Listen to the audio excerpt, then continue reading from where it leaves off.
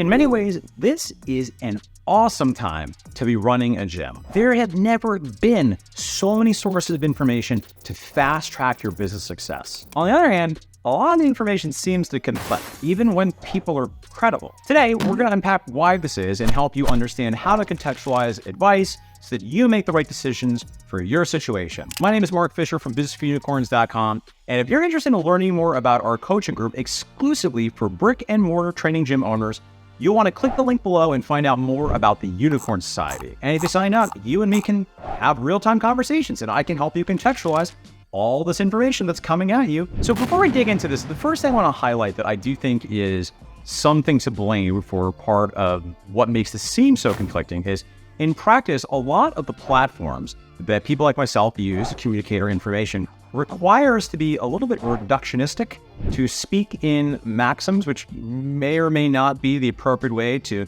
reduce the balsamic vinegar to thick dressing. As an example, oftentimes we will post on Instagram a minute clip from these YouTube videos, and in practice, sometimes something important qualification of like, in this situation, XXX gets chopped out. Furthermore, I think we all know, and this is a really unhelpful element, I think, of the attention economy, the way that social media works is clickbait is the thing, right? And I am constantly in dialogue about how do I break through the noise and get your attention, sometimes saying things that are purposely a little provocative, because if I don't do that, then you're not gonna get it. And I confess, I'm not always known for my brevity. I'm very comfortable with questions and nuances. So I like to think most of the time, if the titles are clickbaity, when you watch whatever the information is or listen to the podcast, you'll find it's pretty reasoned. I think that's part of it. So I think part of the time, what seems to be conflicting information is really reflection of not going deep on what this particular individual says. I know there are some places where you probably can speak with absolutes, right? So for instance, if you're interested in having personal freedom and have a gym that functions, that doesn't require you to facilitate all the sessions, you're gonna have to get good at marketing or client acquisition, and you're gonna have to get very good at leadership, which is to say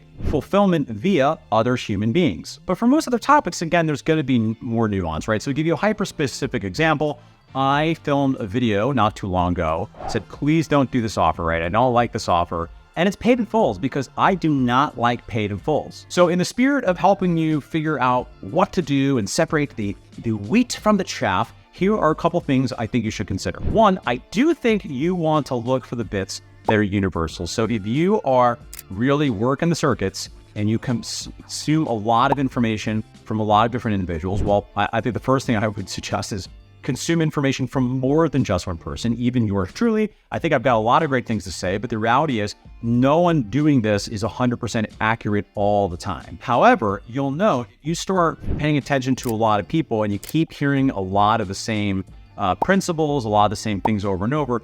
That's a good sign at the very least that you're going to want to really consider whatever it is being said. Secondly, when you begin to see conflict, when you begin to see meaningful discrepancies between what one person is suggesting versus what someone else is suggesting, now I think you do have to consider the background of that individual. Now, I don't mean to suggest, is this somebody with a track record of actually having success in their business or other businesses, though certainly that is one of the backgrounds that you can consider. I'm referring more specific to what are the markets they're most familiar with, and importantly, what are the business models that they're most familiar with. So when you're thinking about what advice to take on the best low barrier offer, that's something you're gonna have to factor in. And if you want my 2 cents, well, you check out my video, The Best Offer for Turning Leads into Gym Members. Click in the description box below. That is, after you hit subscribe. So as a student of fitness business information, I think it's important to remember that there really aren't that many absolutes, that context is always gonna play a role. So if you see something over and over, then it really is worth considering, okay, perhaps this is an inviolable principle. Number 2, if you see conflicting information, begin to unpack, okay, what is the context in which this advice is being offered? And I'll offer you a final and a hot tip, number 3, which is that if when you find yourself in your head saying, my gym is different, I love you so much, your gym is not different. Now, it might be different than the gym of the person giving the information, okay? You can consider that. But particularly when you're hearing something over and over and you're just convinced that that's not you, I just think that is a signal that you should really get introspective and really ask yourself, how confident are you that your gym is different and is not subject to this particular bit of advice that you're hearing repeated over and over? All right, friends, I hope this video is useful. It's been something that's been on my mind because I'm not just a maker of fitness business content, I'm also a consumer, and I see them among my colleagues. We have disagreements sometimes, so hopefully this helps you make some order out of the chaos. And should you be interested in finding out more about how Business for Unicorns looks at helping gym owners create more income, more impact, and more personal freedom, head over to businessforunicorns.com. I'll see you soon for another video with more actual tips, psychological frameworks, and philosophy.